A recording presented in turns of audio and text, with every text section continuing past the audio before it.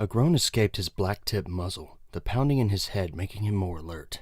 As much as he wanted, his eyes refused to open, heavy with pain and exhaustion. He wondered if he was dead, and if the darkness and pain were his personal hell. He knew it was something he deserved. The thoughts of death, however, diminished when the image of a white wolf with soft features crossed his mind. His body was heavy, and his fur was wet. He felt cold, inwardly shivering, but it was not because of his drenched fur, but the lack of the small frame that had always cuddled up beside him. "Lovelorn," he called out to her in his mind, unable to open his muzzle to speak. He wondered what she would do if she found out that he had died. Would she cry for him? Would she be all right without him there? Of course, she has Gallant. He grumbled inwardly as the memory settled over him like a bad dream. As much as he detested his brother, he had acted without a moment of hesitation. He knew it had been more than pack loyalty, and that deep down he wouldn't be able to live with himself if he had died. As different as they were, and as often as they had argued, they were still siblings. He was alive, and Lovelorn would be taken care of. This should have been enough to allow him to accept the release of death, but it wasn't. He found himself clinging to life, to hope, despite the aches and pains of his physical body.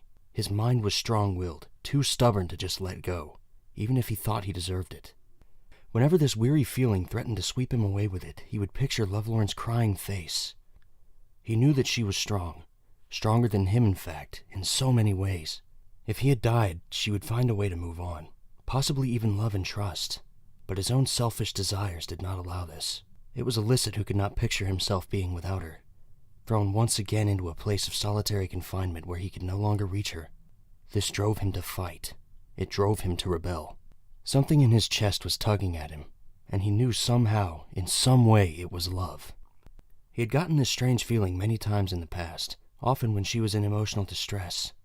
He could not explain the phenomena, and often chalked it up to instincts.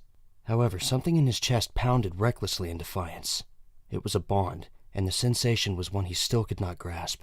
His thoughts were interrupted when the sound of hardened steps approached him. He smelt an unfamiliar scent, one of a male, and he growled with what little strength he had left. It barely escaped his jaw, and even he was ashamed at the small sound that escaped him. There was no way he'd be able to defend himself. Hell, he couldn't even open his eyes. He sure looks terrible. The sound was soft, and he was suddenly aware that the presence in front of him was not alone. Is he dead, sir? It was then that the low, deep voice of the male spoke, shaking Illicit's insides with the power of his tone. He's alive, but just barely. The scent grew stronger, and Illicit knew that the male was just in front of him now. The feel of his muzzle against his side alerted him, and another growl escaped his lips, only slightly more menacingly than the last feeble attempt. Easy, pup, the voice commanded in a firm but still accommodating tone. I'm just here to help you. Unless you'd rather die out here by the river. Illicit had lost the strength to retaliate, and his mind was once again swallowed by darkness. Who are you? He could see the small white wolf tip her head at him, and he was met with a pair of stunning blue eyes. His chest tightened, and a strange sensation overwhelmed him. It felt like small pricks, like bursts of electricity, but it wasn't painful. In fact, it was oddly inviting. He wanted to move closer to her, to this feeling, but the approach of another had startled him. This had caused him fear, and he backed away from her, the feeling in his chest only slightly relieving at the distance between them. I won't hurt you. None of us will, I promise. She continued, a light smile on her great-tip muzzle. He believed her. He shouldn't have, but he did. What she said! The other small white wolf approached, his resemblance to the female shocking him. We just want to help, right, Dad? The pup beamed up at his father, his blue eyes peering up at him with loving admiration. The large white wolf nodded gently in response before whispering something to the large black female to his right. He knew that it must be his mate and the mother of the pups before him.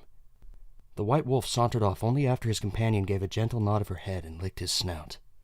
Are you alone out here, sweetheart? Their mother spoke, and he looked up at her with clouded eyes. He didn't respond. He couldn't. He wasn't even sure if his voice would reach his throat. When he didn't respond, she continued. Are you hurt at all? He didn't reply, only curling his tail around his thinning body nervously. The white pup came closer now, dipping her head in a non-threatening display. Are you hungry? She asked, and his stomach grumbled in response without consent. He looked to the small elk that lay lifeless a few yards away before nodding his head in confirmation. She gave him another warm smile before trotting off in its direction. Her small canines met the flesh of its leg, and she pulled off a large chunk with a violent shake of her head. The blood trimmed her muzzle, but she only grinned, placing the meat down before the black-tipped paws of the stranger. Here, eat up. She insisted, and at her approval he dove his canines into the meat. He had not realized how hungry he had become until the sweet taste of blood hit his tongue and the smell filled his nose. He tore at the flesh with ravenous hunger, stopping only once the meat had vanished from sight. Oh my, you poor thing, you must have been starving. Their mother spoke, her emerald eyes looking down on him with pity and obvious ache. The male pup sat now, his hind legs out beside him in a casual display. At noticing this, his mother sighed, pushing him with her nose. Gallant, how many times do I have to tell you to sit properly? The alpha son shouldn't sit that way. The pup whimpered but did as he was told. The smaller wolf, clearly his twin, just moved in closer to the strange pup in front of her. She was careful, noting his hesitation until she could sit just a few inches away from him. The sensation once again claimed his chest, and he relaxed into it, scooting in closer to close the distance between them. The touch of her fur made him tense, and he couldn't help but wonder if she had felt the same sensation. It was then, however, that the large white wolf came back into view. He looked to his mate, her eyes scanning his for even a hint of good news. When his eyes faltered, however, and he shook his head, her eyes glazed over with fresh tears. She had to stifle her crying, forcing the tears away when she looked at the small malnourished pup. She forced a smile, her head lowering to be level with his. We want you to come with us. You can be part of our pack. Part of our family. He didn't answer, but instead turned to the wolf snuggled up to his right. He wasn't sure why he felt drawn to her, but wherever it was that she would be, he needed to be there. It had been the only thing to give him comfort since his home went up in smoke. Of course. Their mother nodded, noting his expression. Lovelorn will be there too. Lovelorn. The name echoed once more in his mind, but before he could register anything more, the image of them slowly blurred, fading into oblivion. How's he doing, Fane? The same deep and overpowering voice from before caught his ear as he woke, though his eyes were still stuck shut like heavy lead. He was alert, but he was still finding it difficult to fully awaken. I'd say he's pulling through. Not sure how he did it, but he's actually improving. Another female voice registered in his ears. It was unfamiliar. He wondered if he had been taken to another pack, taken in as a rogue and kept alive only to work their ranks. But he could only smell one wolf near him. The other female presence smelt like prey, and it was then that he was aware of the hunger in his stomach. Of course he would make it. You're an excellent healer, The male's voice stated proudly. Still, even that being the case, with the amount of injuries, A low growl left Illicit's mouth now. He had forced himself to make his presence known, despising the fact that he was being talked about without his consent. He tried to speak, but his voice was hoarse, and it hurt to even growl in response. He's already waking? Fane asked, the shock and worry clear in her tone. Illicit forced his muzzle open, demanding the words to meet his lips. I'm not... He stopped, the raspy tone in his voice making him cough. I'm not dead, he spat, an angry wave washing over him. So stop fucking talking about me like I'm not here. He defied the urge of his body, continuing despite the pain. It took all of his will to open his eyes, forcing them to part despite the weight he felt upon them.